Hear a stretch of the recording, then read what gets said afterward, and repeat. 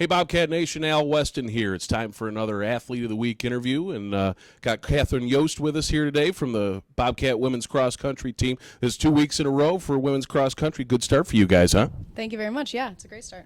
All right, so talking about this race this week, you had that Bobcat Invitational, huge field out there, that great course, the Council Farm course, and a lot of fun to have all those teams here in town. Our first of two races at that course. We're hosting, of course, the Peach Belt Conference Championships later this year, October 22nd, so check that out over at the Council Farm course. But the race for you went great. You won it, 23:01.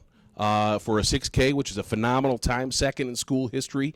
Taking a look at that race, how did it shape up for you? I mean, were you leading throughout? Did you save a little in the tank for a push late? How did it work for you? I actually led the whole way. I was up. There was a couple people who led with me, but I stayed up there with them. I was actually pretty pumped that they didn't go out too fast. We ended up running our first mile at 6:04, and normally it's under 6 minutes, so I was happy that nobody else was pushing it as further than that. But yeah, I led the whole way, and I felt very good the whole time. I didn't really push until after the third mile, and then there was nobody there. So I noticed it. After the race was over, you had that final push and a little bit of rubber leg toward after you finished the finish line. But a couple minutes after, I caught you having a beverage and just kind of cooling out. I mean, did you feel like you gave it your all in that race? I do think I could have gone a little faster in the beginning, like in the first couple miles, but I wasn't going to push it if nobody else was. But at the end, I definitely didn't have anything left. Yeah. All right, well, going into that race, goal set for you. I mean, you were real close to that school record, and, of course, you did win the race, your first collegiate victory, which is also a lot of fun.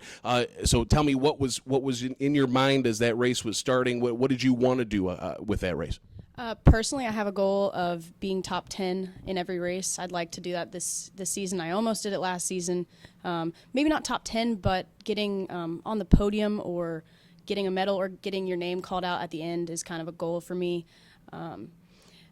For the rest of the team, we wanted to be top 6 or top 1/3 of each race. So we did that. This time we got 4th. We could have been 6th, and that still would have been our goal. So being 4th was definitely where we wanted to be.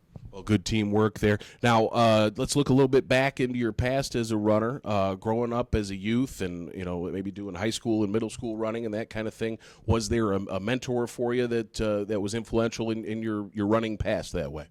I actually didn't have – I don't think I've had one particular person. I mean, I didn't run cross country until sophomore year of high school, but I played a bunch of different sports, and the main thing that was consistent throughout all those sports were – my coach is telling me, dang, you should run cross country, because I could just keep going. And I wasn't like the best at that sport, but I could just keep going no matter what. So every coach I've ever had has always told me, why don't you run? Why don't you run? And then so my sophomore year of high school, I had a coach, the cross country coach, come up to me. Actually, it was the end of freshman year, and he came up to me while I was like making up repeat laps for PE, and he told me, you're coming out to practice this summer, and you're going to run on the team. And I did. And after the first, I was only doing it to cross-train for tennis because I did tournaments back then. And he told me I was going to come out there, I was going to do it, and I ended up getting 3rd in my first race, and I decided I should probably quit tennis. So I did. So tennis's loss is cross country's gain, I guess, in this case. Now, I guess that kind of segues nicely into my next question, but the idea of running in the next level, because you did go to Ole Miss for that one semester, and being a collegiate cross country runner, when did that start to creep into your mind that you could keep doing this in college? Honestly, it became a reality my first race of my sophomore year, my first ever cross-country race, when I realized without really training I could do that. And then moving forward, I think I was like, I can just get better and better. So I decided I was going to quit tennis because the goal was to get a tennis scholarship. And then I quit tennis, and I was like, I can do running. It's just comes natural to me. So.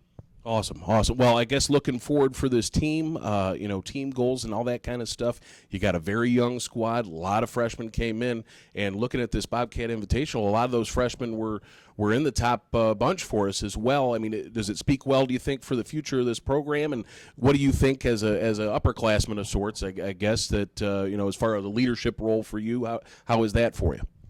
I think these freshmen have the best chance of being the best team we've had so far.